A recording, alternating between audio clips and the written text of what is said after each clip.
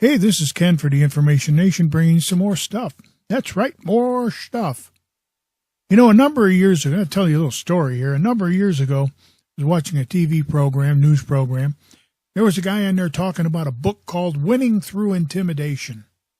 And he ranted and raved how it was immoral and how people shouldn't be trying to intimidate. You know, it's intimidate other people. That's just not right.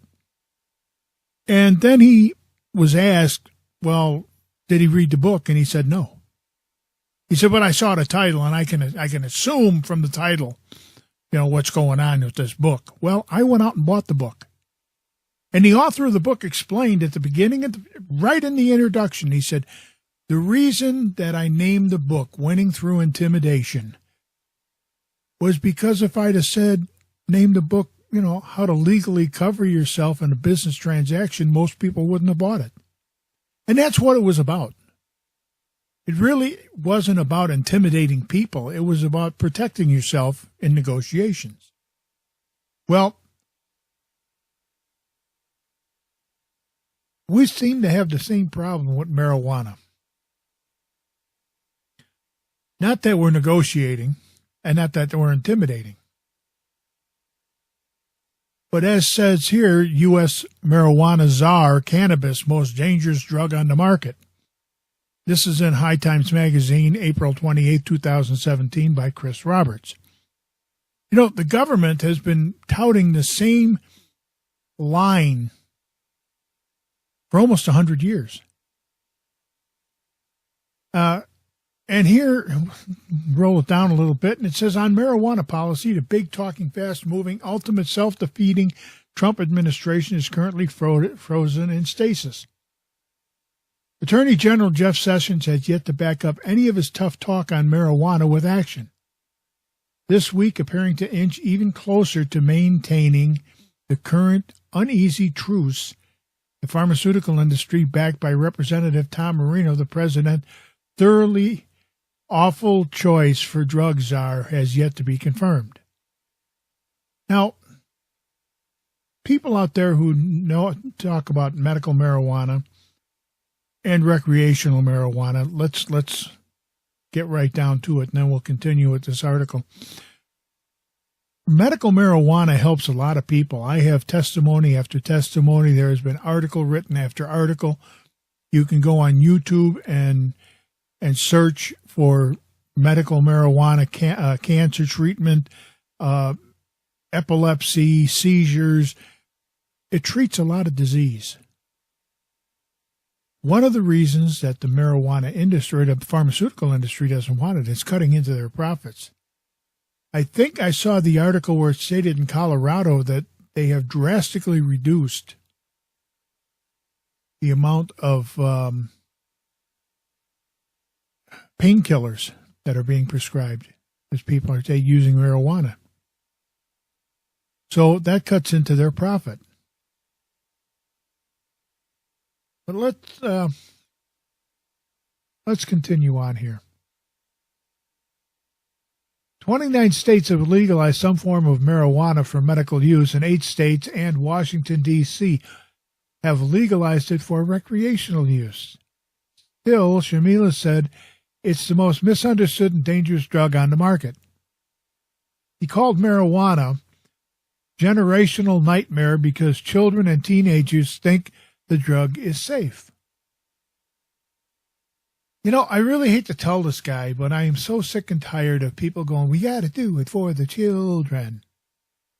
The bunch of perverts in Washington will do it to the children before they'll do it for the children.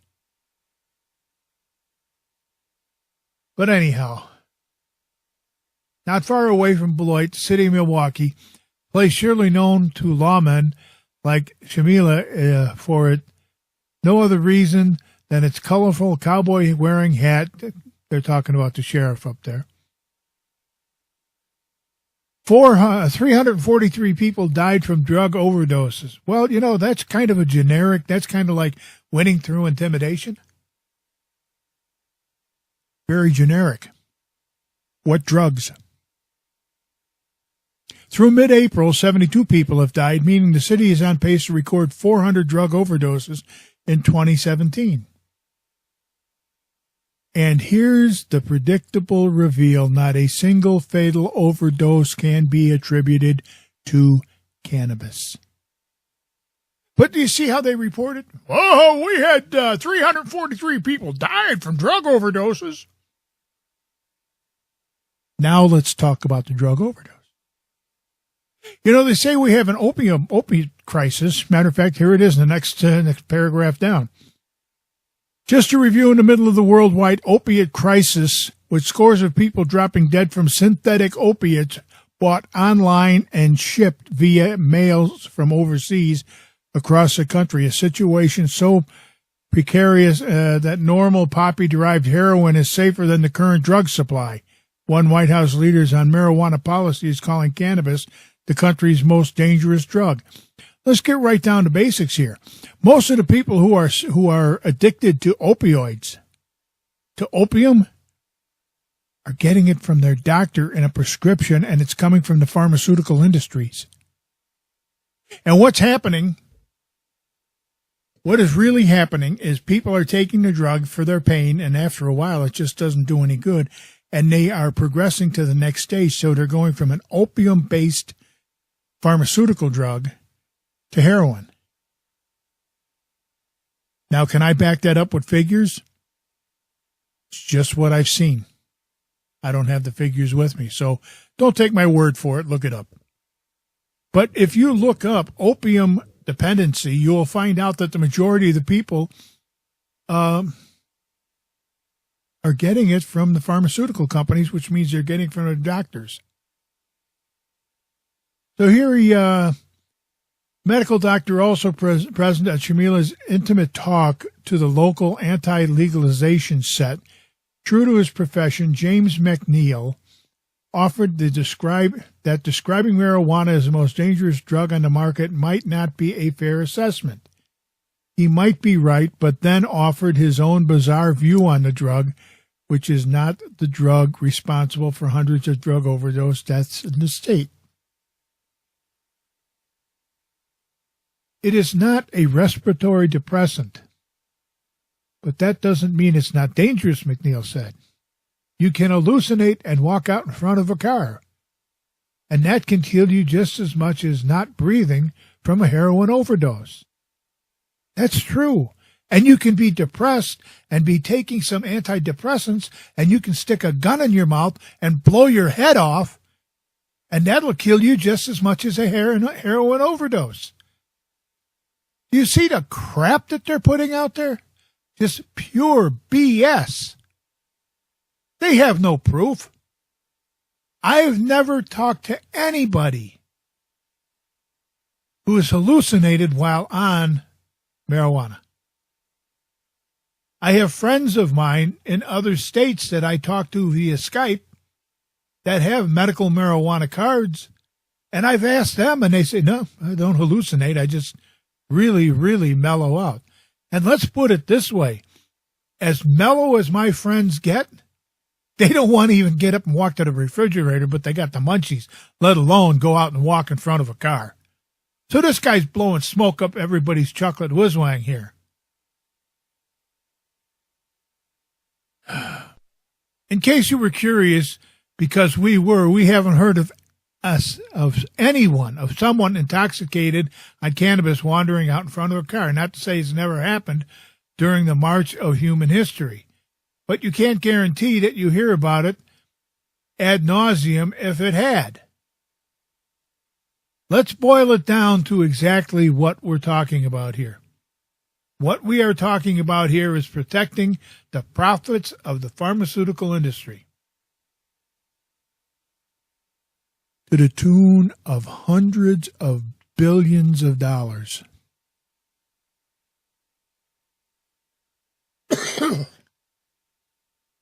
Hundreds of billions of dollars. That's what we're protecting here. They don't care about your health. I'll tell you where this would change. If people started suing these politicians because a loved one passed away.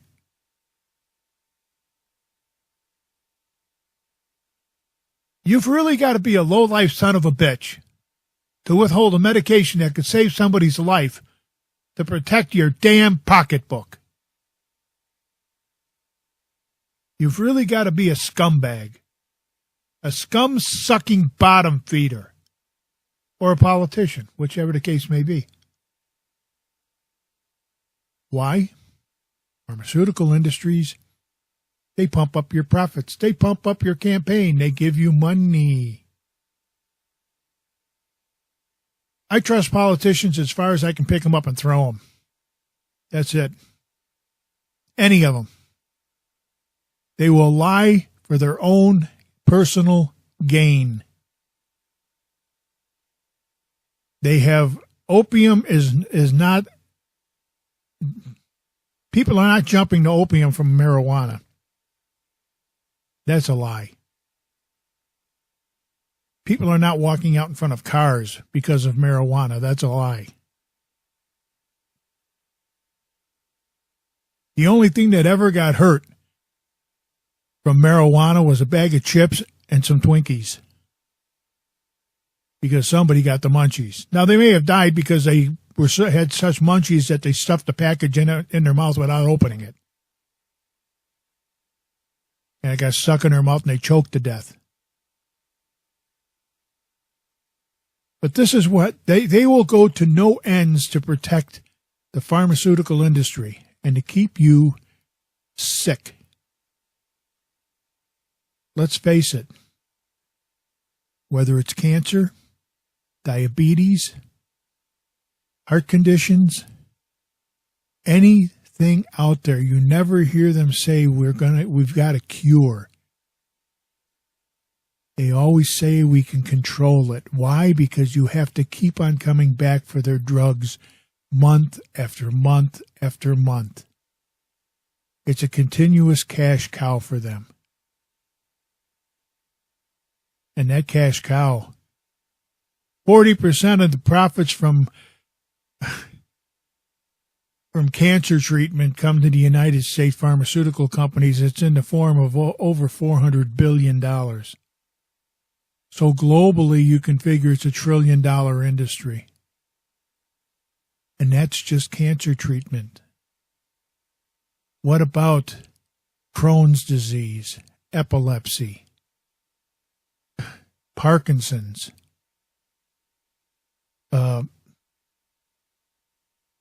dementia, which is Alzheimer's? I watched a video the other day put out by a university in Europe somewhere, and they have found that they can actually reverse Alzheimer's with cannabis. But hey, don't take my word for it. Look it up yourself. Hey, this has been Ken for the Information Nation, bringing you more stuff. Hey, enjoy the video. Give us a thumbs up. Share it with your friends. Share it on Facebook and Twitter and, Google Plus and all the rest of it. And we thank you for being here. And as always, in the meantime, in between time, ain't we got fun? Have a nice day.